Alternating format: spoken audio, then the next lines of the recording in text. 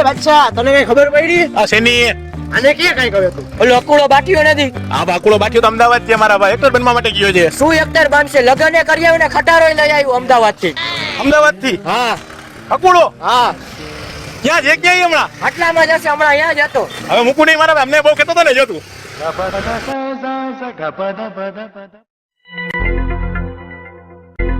ઓહો, આવી ગયા અમદાવાદ થી એમ ને?